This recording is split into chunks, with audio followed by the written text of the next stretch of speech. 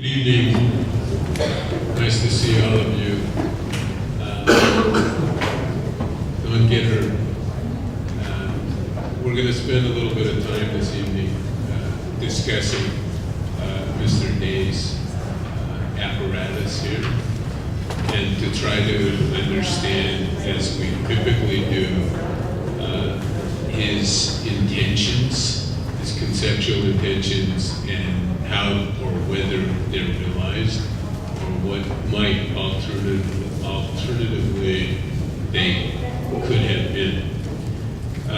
In walking around and looking at what's on the wall behind me and what's in front of me, the explanation or the exegesis on the south wall and all of that, it struck me, and maybe it struck you too, that there are two ways to come after this discussion.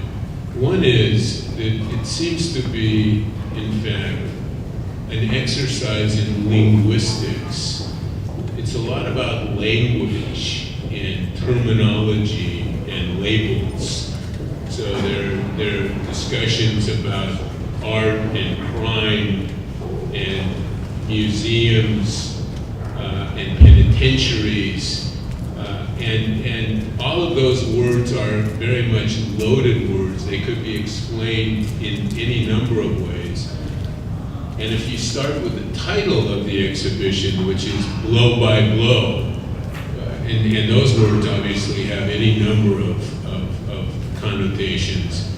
Maybe the way to do this is to start with the title that Joe selected, Blow by Blow, and I give you my exegesis of blow by blow in a conventional sense, which is simply a sequence or a narrative, step by step, of something that happened. So if I give you the blow by blow description of what happened in a Laker game last night, somebody did this, and somebody did that, and somebody did the other thing, and somebody did the other thing, and I go through the chronology and I get to the end, and you follow the narrative and you know who won the game. So maybe the first question should be what the meaning of the title is vis-a-vis the experience of the space. Or am I incorrectly defining the words and the implications of blow by blow? Thank you, all of you, for making it out tonight. It's a pleasure, actually, to be trying to make sense of a project that for us has been a truly consuming opportunity this last year. And I want to take up, actually, I'm making a little bit of time here, though honestly I'm quite pleased with the idea of blow by blow as Eric defined it, in terms of a kind of sequential question of explaining how things happen in some kind of recent order.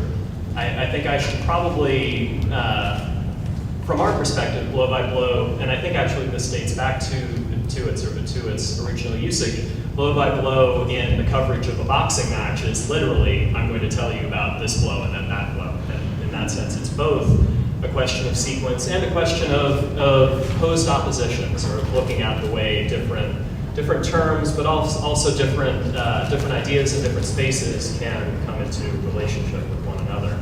And so I think maybe just to offer a quick take on blow by blow as a title. It was for us tied first to a kind of general question, as this was really, we've done a few installations as parts of group shows. We're not absolutely alien to this environment. This was for us as a studio really the first time we've had to rationalize our own presence in a gallery without much else to buttress that argument. And the question arose for us, how do architects operate in gallery space? What possibilities are there for architects in gallery spaces? What does work in those spaces? How does it alter the perception of what we do? And secondly, and this is something that comes up in a lot of the discussion. You're raising a generic question. You don't mean how do architects do it. You mean how do you do it? Fair enough. I think we asked first on a generic level and then tried to figure out an answer more peculiar to us. And that peculiarity actually tied into another project we were working on at film school, where basically we were interested in blow by blow and staging a contest of sorts between two strange tendencies in the way galleries have been used in the last 10 or 20 years. 10 or 20 years ago, architects, by and large, didn't put things in galleries, and actually very few people projected or used new media in galleries. Let me make that 30 or 40 years ago. But at least within the last quarter century, the rise of both architects operating in galleries and new media artists reprogramming gallery space and taking very different advantage of what artists previously thought of as the white wall condition of the gallery, I think really shifted the terms. And I did feel I wanted to situate this work in some ways, and I hope, as I'm saying it, I feel like there's some linguistic gamesmanship to this, but I wanted the work to... I don't mean that in a pejorative way, but the definition of the project has something to do with, in this case, I think, with the language that you select to account for it. So if you read what's on the wall, and if you look at what's on the screen and you read that, it obviously is a conceptual argument that you might make or we might discuss. That's all. I'm not saying that's out of bounds. I'm just saying that seems to be part of the project. Maybe I should go with the more literal play on blow by blow. Blow by blow alludes to two works of art I really like. One of them is Blow Up, the film by Antonioni, in which a photographer plays out a very elaborate and circuitous plot line that has to do with how he, as a filmmaker, documents his surroundings and his encounters within the frame of film. The other one is Blow Up, I hope, semi-legendary work by Quranic Clark in 1976, I believe, 74, in which he was invited to participate, an artist, well, at that point, a kind of quixotic figure. Quranic Clark had studied architecture but was about to become an artist. And he was invited by Peter Eisenman and most of the New York Five to participate in an exhibition at the Institute for Urban Studies. 2 nights before the show, he went into the space and shot out most of the windows of the Institute and replaced the panes of glass with pictures of modernist housing projects in the Bronx that he was arguing had already become defunct. That a kind of idealist modernist architecture had failed, and that his contribution to this, to that show was going to be bad. I bring them up, and actually, Quranic Clark is easier to relate to this one, both on a personal level. He and his father were the focus of my thesis work, but also a play of vectors. And this, Eric, I think gets really to your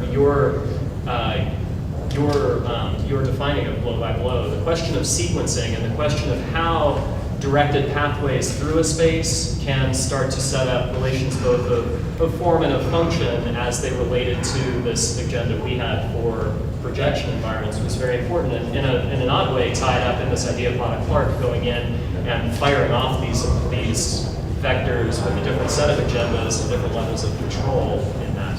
Well, that shooting out the windows is a pretty decisive and a pretty clear act in a space. I think all I was asking was blow by blow, whether it's the Laker game or the boxing match, suggests a chronology, and it might suggest, as you implied, some reciprocity between figures or teams or something. So there's something being exchanged back and forth over a period of time and you come to a conclusion. And I think the question is, okay, if that's what it means, how is this representative of that? How is this blow by blow? Why are we talking about blow by blow? Why are we talking about blow by blow? Let me try, and I've spent a lot of the last day or two trying to kind of distill the logic of this, of the generation of the project quickly. And certainly on a structural level, it's easiest to understand, or easiest to kind of make sense of this in terms of the projection armature, and then a development of a planar surface that moves around that projection armature. From our perspective, frankly, we really would like to imagine them merging on a number of levels, being strongly interrelated. But the development of the latter surface evolved out of an imagined gridding of the space we're sitting in. Actually, that image, we've got a few things going around on the screens now, but the idea was that we presumed a certain gridding of the SCI-Arc gallery, a gridding that correlated with the screen aspect ratios we needed to reach in the end, so that we have a 6 by 8 by 7 foot grid that passes through the continuum of the space And then in order to actually fix the positions of projection and screening, we took a series, and this went through a whole variety of kind of iterative processes that I think we'll find a little bit on screen. We took a whole, back up one moment. We're working on a film school. What's critical in that project is the idea of the cone of projection being allowed to play out and then mirror back. Because it turns out when you try to design a movie theater, the best space to be in to see a film is actually the cone of reflection minus the cone of projection. So you get this kind of odd, almost pyramidal donut that turns out to be where you want to be when you see films. And in order to get those spaces, we allowed the edge vectors of cones of projection to play through whatever space we were allowed in the building, and then developed an architecture kind of in that interstitial space. And we did something similar here that yielded actually an incredibly complex pattern of vectors. In the end, we simplified our rule set to develop two strands of vectors that originate roughly where we needed them to for our points of projection on these low screens, and then allowed them to braid through, maybe more accurately forced them to braid through the space with a certain degree of random variation allowable before they found their way to the screen edges, down into a structural loop, and then back over and out to the rear projection spaces. So, but let me try one more time and get to something else. I don't think, in the first place, if there's a grid, a theoretical and a hypothetical grid in the space, are you saying that's legible and we should know that, or are you saying that exists only in your head? Because I think what we're talking about, we're still on blow by blow, and we're speculating on whether there is a chronology in the space, whether there's a story or a narrative and it begins somewhere and it goes somewhere and it terminates somewhere. There are many kinds of stories. There's a story the way I described, which is it's a beginning and a middle and in the end. There's something called picaresque, which is, some of you know, which is like Don Quixote and Sancho, which is a sequence of adventures. The characters remain the same, but the adventures are disparate, they're discrete. So if all I'm trying to understand is the relationship, which I said was potentially an issue here, between language and what we've got in the room, and whether there is a legible chronology or whether there aren't two very different configurations. One which is orthogonal and receives the projection, and another which is in some way or another wrapped around it, which I think may not be so clear. And what we're talking about is the integration of two very different pieces with two very different properties. So the blow by blow, I think my point would be blow by blow doesn't necessarily explain as in a titular way what the conception is in an organizational way. I think that's a fair statement. Our subtitle, that it's the projection space prototype, gets a little closer, but let me answer your question really directly. The grid is evident only in the location and only in the location and scale of the screens. It belongs to the history of the building. The columns are fair enough. So there's a rib system. So if you wanted to associate that piece with that piece, at least hypothetically it exists. So you could either make an argument you don't give a damn about it, or you could make an argument, at least in your hypothesis, that it belongs to I'd like to make that argument. I'd like to make an argument actually that the gridding was a move we made to make sense of being here. It was specific to this space and the logic of this building and the way it operates. That the question of repetitive cadence, even the spacing, the scaling of the grid. We spent a few days simply designing a grid, and the grid we came up with had both to do with the kind of potentialities of the space and how you span across its width, for example, which was structurally a really driving question for us. But also how we got the aspect ratios for these screens. So these central screens are a true 3/4 plane that are exactly the face of one of our imagined grid planes in the grid axes. The diagonal screens are a diagonal within that 6, 7, 8 grid. If you take the diagonal, you get a 9/16 screen, which for us was a hugely valuable kind of discovery when we have to design a lot of screens that hit these numbers. You know, it reminds me a little bit, I don't know if you remember this, Guy Nordensson, most of the people in the room will remember this, Guy Nordensson, who's an engineer, teaches at Princeton, and was at one time a partner at ERA, did one of the most esoteric exhibitions that we've had here at SCI-Arc, but it was almost illegible. So you had to be a fairly sophisticated engineer, or you were looking at an object which was intriguing, but the meaning of the object wasn't not only readily apparent, it was a mystery. And this is also an argument, hypothetically. I don't think I'm saying, I'm not asking you to account for every step. I think given an academic context, what I'm asking for is how you understand it. So it has an association with the grid, and you can see it and you can understand it. Grid is visible there, sequence is visible there. Was sort of where I was headed. I think in the development of that, of the more variable surface, the question of sequencing and order. In fact, frankly, your reading of blow by blow is how I feel like how we kind of saw. We had a month where we were just looking at a thicket of lines through the space that didn't make any sense. Developing a logic of sequence was what made it.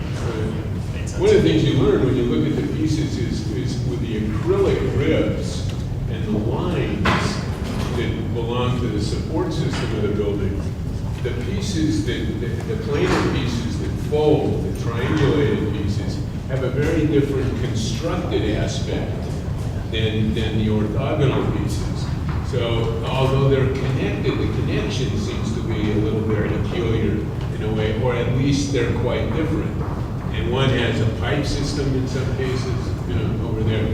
So there's a structural system which is triangulated and has ribs. And if you look at it, the lights behind it, you can read the ribs. And then you have another system which is planar, which belongs to a pipe, so on and so on. So the connection between the two, I think, is an issue for us. Whether there are two exhibits that have to land in the same place, or whether the pieces belong to each other in a more genuinely connected, which doesn't mean everything has to be the same, which is connected. And then the differentiation is exacerbated because the orthogonal pieces have projections.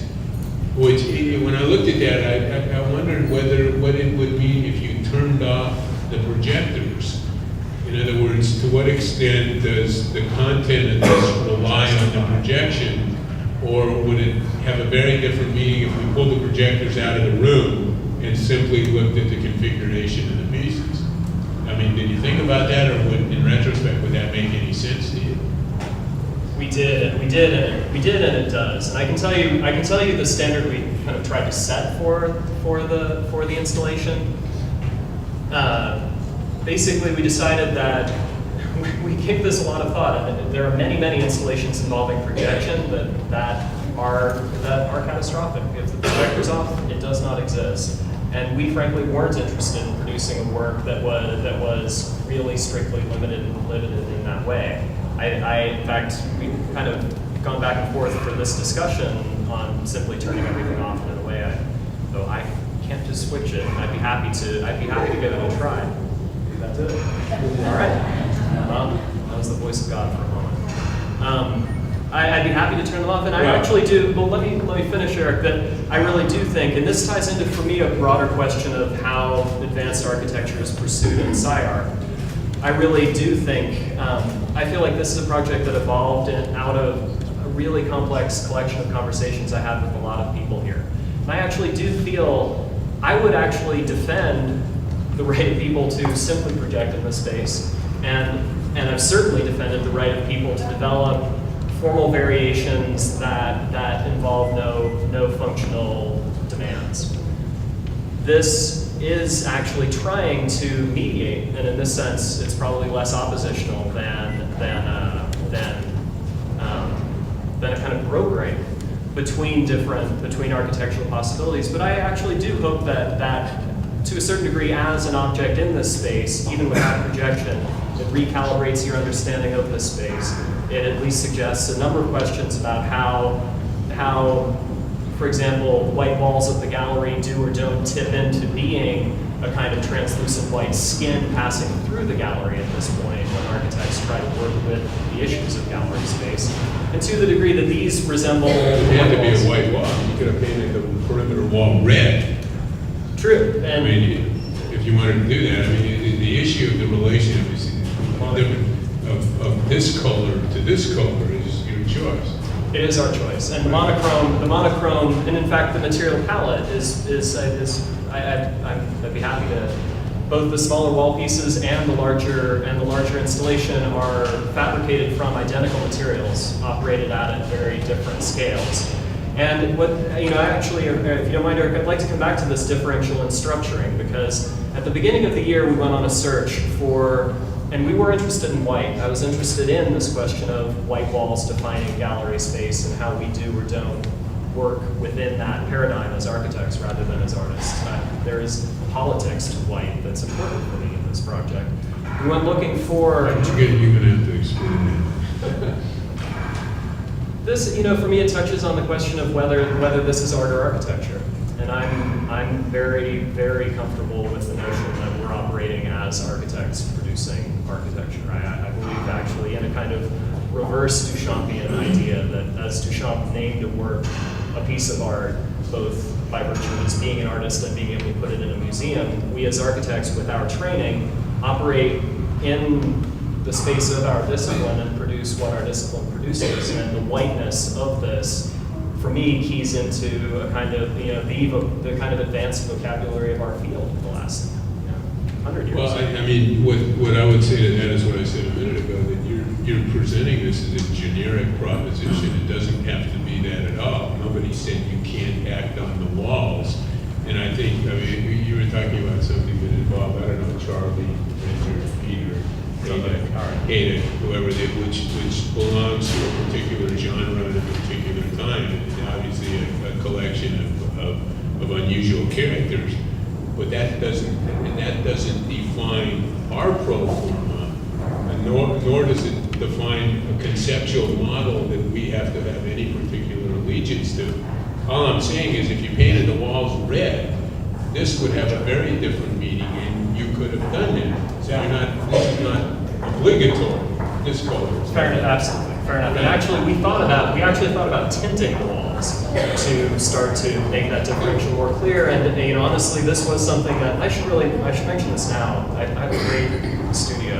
I have a few people that have been working with me, but Yo, Shima in particular, and Taya Watanabe were central to the development of this project. And this question of color was something, Eva and Michelle as well. This was something that we actually put to a vote. I said, I'm in the gallery space, I'm looking at the student work and at Eric's previously, and not to push an elephant into the room.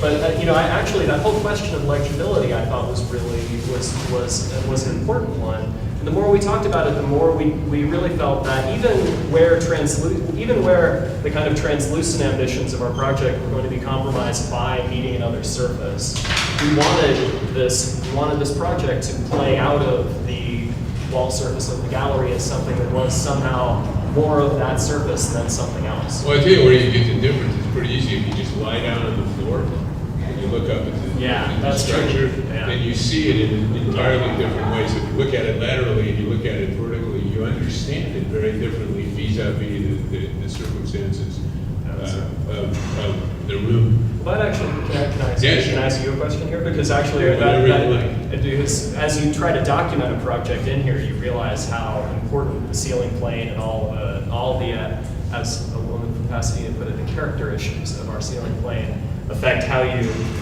understand the space. But I'm wondering, Eric, as you were thinking through, this is a question that leads back to this a little bit. But a kind of fundamental material question we have in this project, we were looking at how this space has been dealt with by a bunch of my colleagues, and I would say one prosaic but kind of interesting question came up over projects. I felt there were strong projects that made sense of this space in terms of being micro-architecture, in terms of bringing steel and especially aluminum construction to bear in this space.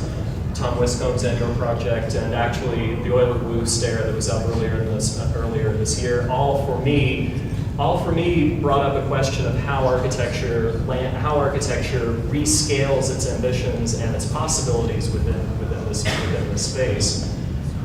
And in contrast to that, there are a number of really ambitious and I think compelling projects that involve plastics and rubbers and reinforcing non-structural materials to somehow make sense of this environment. In that group, I included Florencia Pito's project a few years ago, certainly Office and Greg Lynn's, which in discussions, the whole question of how far you can push a pliant material in this space became, for us, a really important question.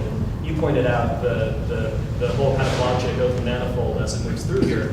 That's what we were trying to solve. And to the degree that we ended up with a kind of residue of the metallic, to the degree that we did end up needing aluminum at a certain point, I felt that we had tested the limits we could before reaching that point.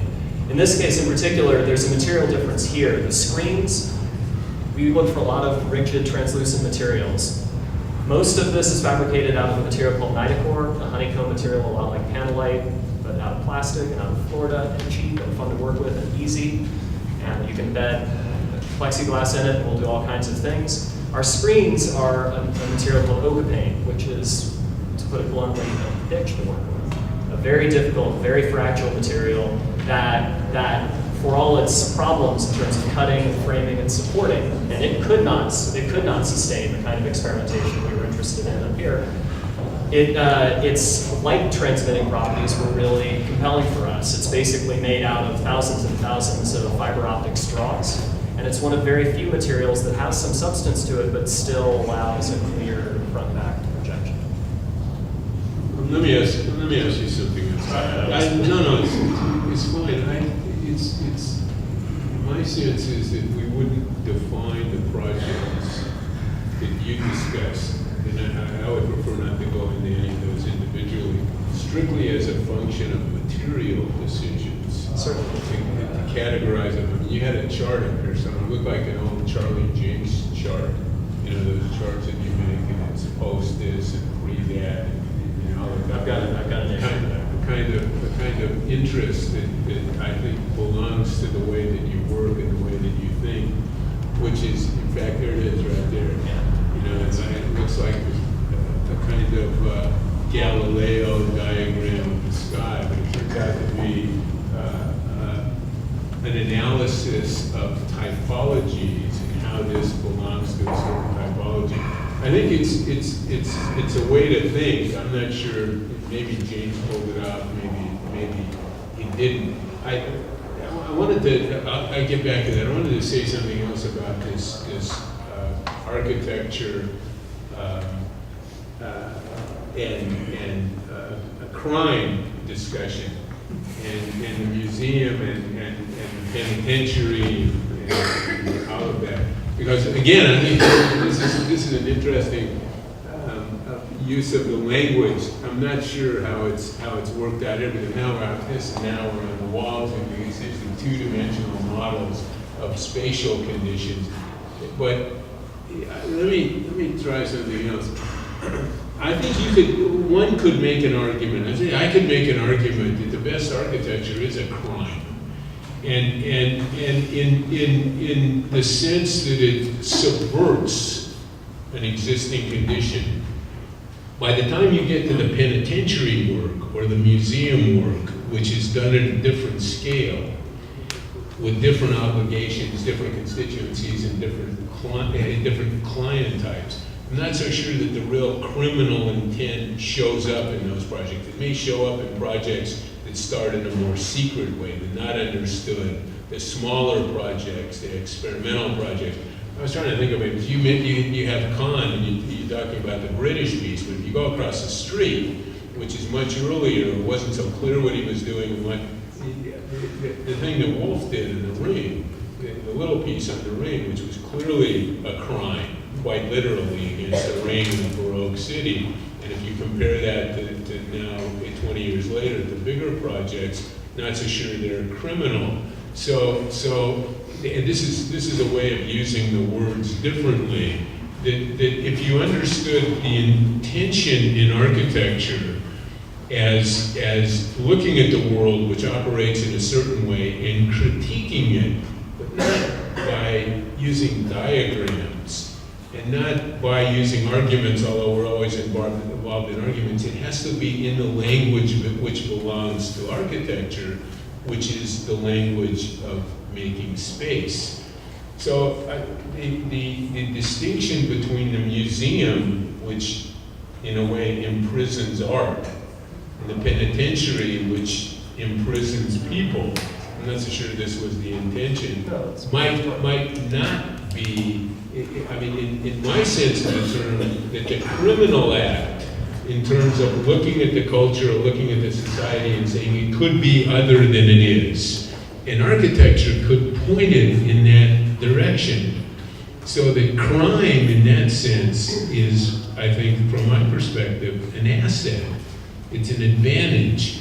And I think you have a very different meaning, and maybe we should talk about that with the relationship of architecture and museums and penitentiaries and imprisonment, and how that works in this discussion, how it informs the space, and what really is the meaning of that. How does that help us to understand it? First, Eric, I'd agree with you that on a really fundamental level, and I think this is true of great works of art almost across the board, almost every great work of art is transgressive on some fundamental level. And while some of that transgression, like monoclars shooting out of the windows, is quite literally criminal, a lot of those transgressions are against the presumptions of a given discipline or what its rules are. I have a feeling, and I have a feeling you'd favor the transgressions that are more profound than simply bucking the terms of a given form of art. I think museums actually sometimes, and I'd agree with you that museums and prisons these are massive institutions, the culture that societies pay a lot of money for, and that by and large they aren't buildings that where you see the greatest risks being taken. But frankly, I think museums, and especially smaller, more independent museums, for better or for worse, have become kind of the petri dish of advanced architecture. Many of the most provocative buildings of the last 30 years actually do have something to do with art, and I feel like that's a statement of fact, not a case for or against trying to relate them at all to prisons. I think. I feel I've given some thought to how to order this, and actually I'm grateful, Eric, that we were able to talk a bit about this before looking at how they relate. But maybe I feel like I could talk a bit more about prisons and museums if I try to explain why they're in the company of this project at all. And that it goes back 15 or 20 years for me. A fundamental interest for me as an architect is the way we orchestrate vision. The way people see through the spaces we create, what they're allowed to see and not see. There's been a lot of really, compelling writing and building around issues of, for example, phenomenal transparency I'll stay away from the citations. I'm interested in the way buildings govern vision, and in particular, prisons and museums and cinemas, which all happen to each have 6 letters in it. All are institutions of incredible scopic regimentation, and that's the most gratuitous jargon I'm going to use tonight. But scopic regimentation is very important to me. The degree to which people's vision is controlled or not, for me, has everything to do with whether an institution and how that control plays out and what people are favored to see and not see, either in the building or in the city around it, or in the art or people that are held in those buildings, is a really kind of critical way of making sense of those buildings. And I think it's tied, honestly, we're sitting under the Guggenheim and the Panopticon, two kind of emblematic figures in those two typologies.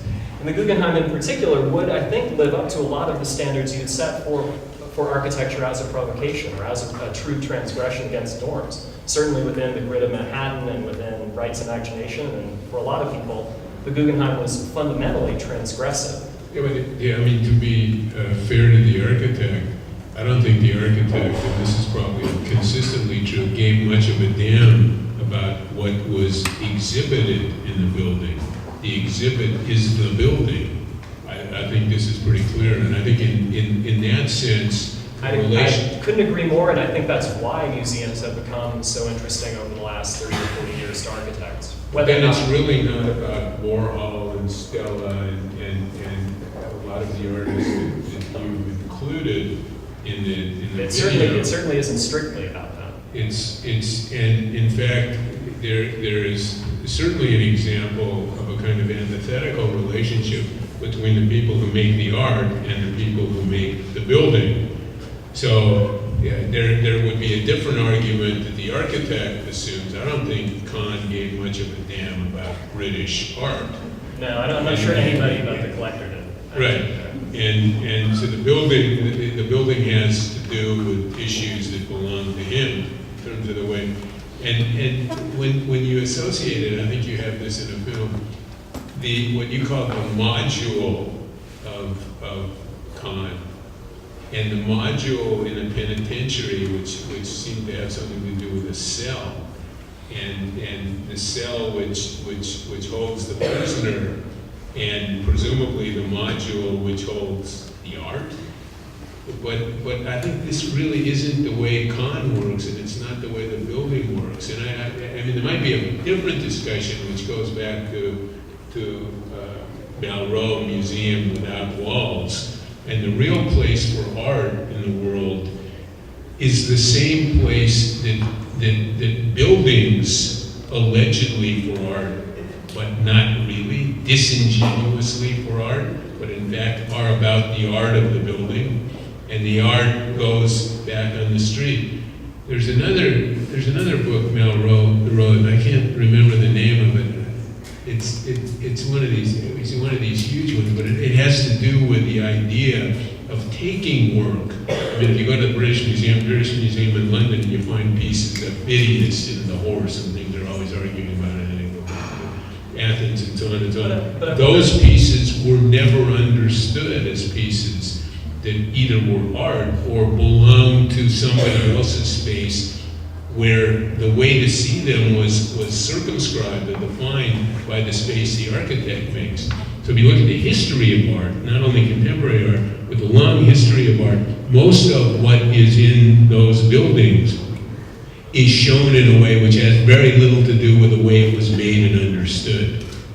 So that conception really belongs to us, not the people who used the art in the time that they used it. I agree. I mean, I think what you're describing is the kind of the modern phenomenon of how we look at art, because in the last 200 years, art has been removed from almost every setting it was created for and out of. And even if you buy the idea that, say, a Renaissance painting somehow had a lot to do with the room it was painted in or in the city it was painted in, it's no longer in that city, it's sitting somewhere else. And this ties back for me into this whole question of the white gallery wall. There's a fair amount, the question of how the modernist white wall pulled art out of its original context and located it in a kind of generic, neutral space of art appreciation is important here. And I think Kahn does, I see your point, and I agree that Kahn, frankly, I don't think was that interested in the art of his time at all. But I do think Louis Kahn's buildings, and I appreciate that you made it into that little booklet. But and I'm not I was deeply ambivalent about Louis Kahn's buildings when I stumbled into two of them at Yale. I would agree that the first is sort of looser and less rule-based than the second. But I do think that both have more to do with an idea of repetition and of modularity than they do with the question that's more central to our discipline through most of the 20th century, which would have to do with collage and a composition of push-pull. A kind of Corbusian idea and one he borrows distantly from Braque and Picasso, and the Cullen Row inscribes into a lot of architectural practice, where we should be composing by seeing how volumes can pass by or through one another, rather than looking at how spaces can replicate themselves and afford a different experience. I think what's a difficulty for me, and maybe for the audience, is that I think there are a lot of names of people who are of some interest. There are a lot of examples of work that they've done So there's a discussion now about art and prisons and sequences and blow by blow and all of that. I don't think we've succeeded in locating the content of this in a way that belongs to you as an architect. And the discussion seems to be more of a critical, I don't know how intellectual it is, but let's say critical intellectual discussion, which is more a critic's discussion than it is an architect's discussion, meaning what will you kill for? I love this, I hate this belongs to me, I value this is what I'm doing, this is what I'm making, and I don't really care much what you think about it, but this is why I do it. Or whether it's necessary at this point for you to develop an argument, and this seems to be the case, to position your work in a sequence of discussions with a number of practitioners who are artists, they're filmmakers, who are architects, and there are pieces of that work in this. And maybe in the end, the reason it's not as single-minded, and maybe for you that would be simple-minded, the reason it's not as single-minded is that you haven't, in your own head, come to a conclusion which is a more decisive conclusion about what you'll rule in and what you'll rule out. And the consequence, I think, is that you rule, for me, too many things in. And in a way, because so many things have been ruled in, the intention, and this is not an argument against a complicated idea or a complicated thought process, but for me, it lacks something which is unequivocal. Even if you're unequivocal about the problems of being equivocal, you know, which not to make it too much of a sort of linguistic la cucaracha. And I'll try not. I'll try not to make more of that too. But we didn't get to this yet either. Okay, the equivocal cucaracha is tough to. I would like to believe, actually, that as kind of convoluted as they are, my passions really are in this room. And actually, while they go in a variety of directions, they are here, and they are emphatic, and they are actually coordinated or related. And in some ways, having the work on the walls, Blow by Blow and Corrections and Collections both have oddly doubled titles. There are a lot of odd doublings in my life. I feel actually, in terms of my role as an architect and as a writer, I feel an odd doubling that is existential and something that I'm trying to get happier with. And if the doubling... Maybe you're too happy. Maybe. But let me talk about... You know, it's funny, Hernan gave me advice. Hernan gave me advice. He said, just grab the mic. He's not here, but his advice was get the hell out of town. Except for that. Which is what he did. You know, he said, grab the mic and run with it. And I feel like I wanted to get a word in edgewise, and I'm not sure that, in a way, that's the most helpful thing to do. Honestly, Eric, I feel like you're diagnosing a lot of questions in our work and in my life pretty accurately. But I do think that What's not pejorative? I mean, what we're trying to do is it's a school, and this is a project, and you're an architect, and I think conceptually what SCI-Arc has always taken pride in is that you sit in a jury and you say to somebody, make it red, make it round, make it this. And they listen, and then they come in here and they see what you do. And in the same way, that kind of discourse is useful going in both directions. So whatever kind of consultant advice you got, I think begs the question. I think all we're doing is trying to understand, not in a pejorative way, but in a productive way. Productive isn't necessarily the same as constructive, so people understand what choices they have. So if somebody walks in this room and says, yeah, the wall could be red, you know, or you could shoot out the windows. You know, I'm not sure that's tolerable, but nobody's proposed that. let me go back to, I feel like something that might get to the core of my thinking and way of working is that diagram you mentioned.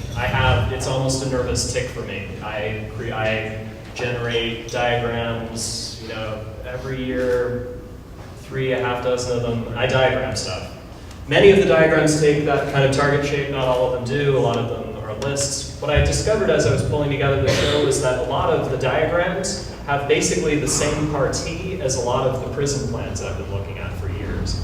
That those target diagrams look a lot like the panopticon, that, in any case, that these prisons in particular, we can come back to museums, but the prisons in particular are these odd mechanisms that architects have proposed for how, at one-to-one, full-scale, human beings are going to relate to one another in space. And they're deeply perverse and strange constructs for that. And I think it's something that, to a certain degree, has locked into my imagination, and one that, honestly, prisons are also profoundly depressing phenomenon to think carefully about. I think Americans should think more about it. A lot of Corrections and Collections is simply about how many more of these buildings we've built, and the innovations within our field that have made some of that explosion possible. But I think, for me, a lot of the rest of what's on the walls, the art, cinema, almost everything to do with the installation itself, is to a certain degree an antidote to that fixation, to that kind of patterning of thought that I want to move away from in different ways. And I think I agreed and I meant it when I said, your fascination with architectures of transgression. In fact, the standard you set for valuable or worthwhile architecture being fundamentally about how it moves against norms, I agree with. But I think it's one. Yeah, I mean, you could say that very simply. I think in an operational way, you could say, without fear of hugely caricaturing the condition, the world is always wrong. Period. It's always wrong. I mean, this is cartoonish, but it's a proposition. And it could be other than it is. And in fact, it will be in many ways. And architecture has an opportunity in its linguistic way to look at that condition and to suggest where it might go. What I thought was, I mean, you have so many subjects. It's one of the intriguing things about the exhibit, because you could go almost anywhere in the room and find, when you're talking about acrylic ribs in a triangulated panel, when you're talking about volumetric conditions which are essentially flattened out. Because when you look at these pieces, what is different about them has to do not with a plan, but with a section. And when you show when you show these squished, or when you show them as plans, and you could make a case that I'm not sure exactly what the case is, but apparently it has something to do with how strange it is that the museum is a prison and the prison is a museum, and typologically has plans. They're not dissimilar, but spatially, I mean, you're not going to find, Nero's the Domus Aurea a la the Kimball in Attica. You're not going to find that, even though at least not the cell in Attica where I stayed. The oddity from Eric is, I see what you mean, and oddly, part of the reason for doing so many of them, and this is important to me, that it's not really about typology. It's not really about comparing prisons to museums in some fundamental ways. But these buildings are, spatially, some of them are remarkably similar and some of them are really different. But actually one thing they do both do, and it's an oddity of these two typologies, is that they both do have these deep sections, these incredibly open, and this relates back, and some of the sectional development of this piece, the whole question of how vision gets, how we orchestrate vision through space, I agree with you, as a sectional question. It's one that's raised and answered in these two buildings, and I believe in cinemas, in as provocative a way as is possible in our field most of the time. I also have to say this is just a general sense for me that I always get uncomfortable. It's like an AIA meeting. And somebody said, I had to give a talk yesterday for some AIA somewhere. Just because I work. No, I'm not.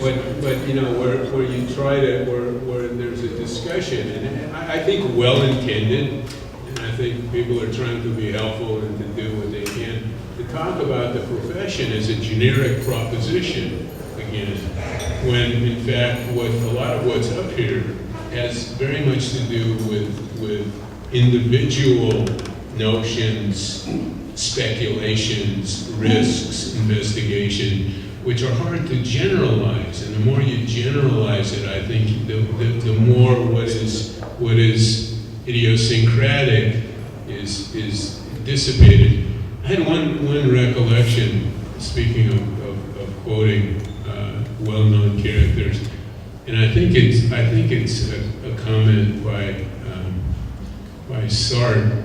And I had a student at Yale many years ago who gave me a little card, and with I think she visited San Quentin, and she gave me a little card with herself in a cell. There's a quote from Sartre, which is something like, "The only time you're ever free," this is, a little off in a way, "the only time you're ever free is when you're in a prison cell, because from this point of view, you don't have to perform anymore like we do.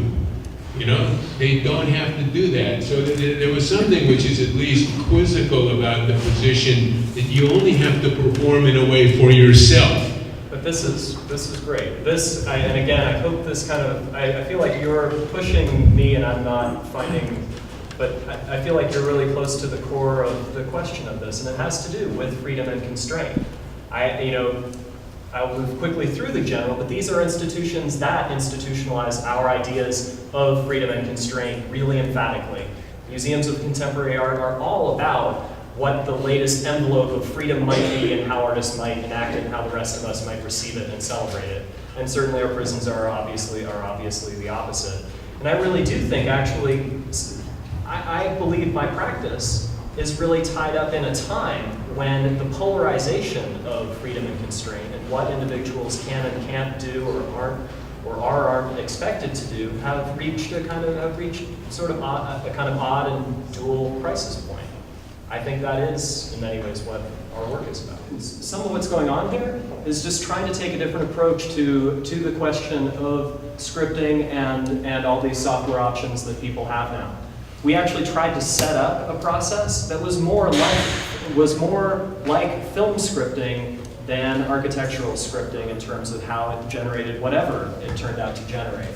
And on that level, I think the question of a composer and the way a composer puts his work to paper, puts his or her work to paper, and the life with the lives that it will inevitably take on outside their purview are I think really important. I'd be happy, just on a more basic level, to imagine this more as kind of an act of composition in that sense than maybe the performance of it. Anyone else? I have a question. Here. I didn't really ever understand the difference or the sort of way that these two things came together when going through here before listening to you talk. But the one thing that I was wondering, because after you talk about them and you talk about the play between the way that those frame views and frame actual places and the way that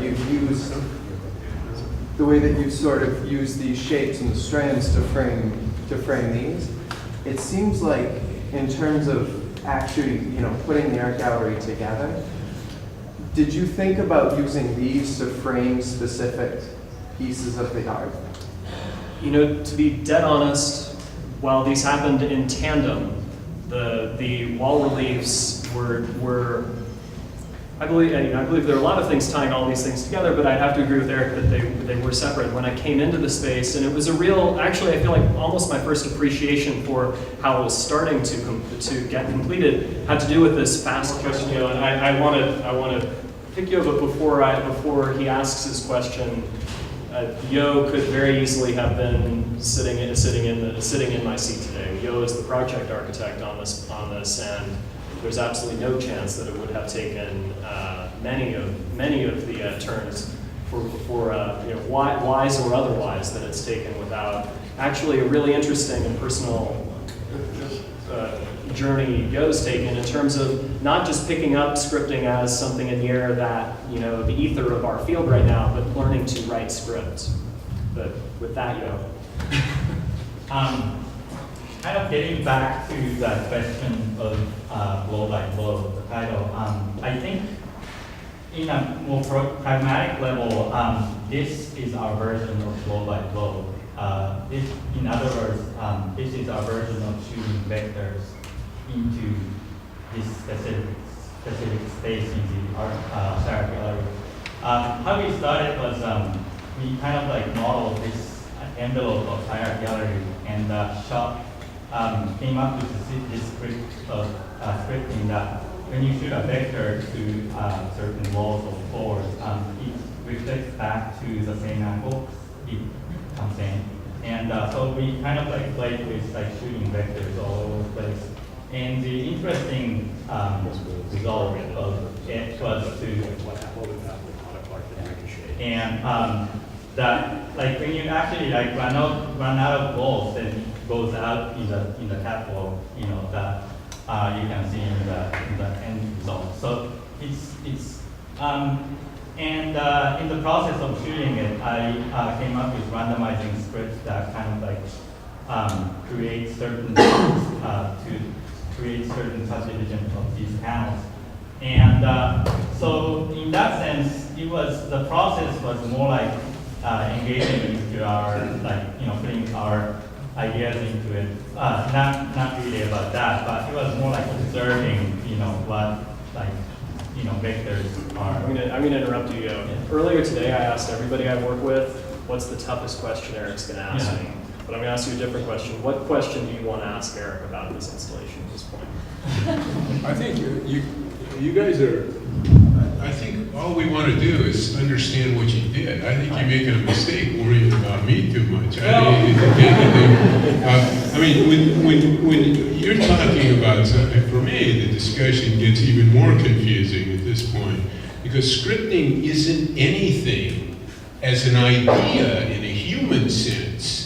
Somebody could walk in and say, hey, you're throwing vectors around the room. Gee, why are you doing that? Right. Why should we have a discussion about vectors flying around the room?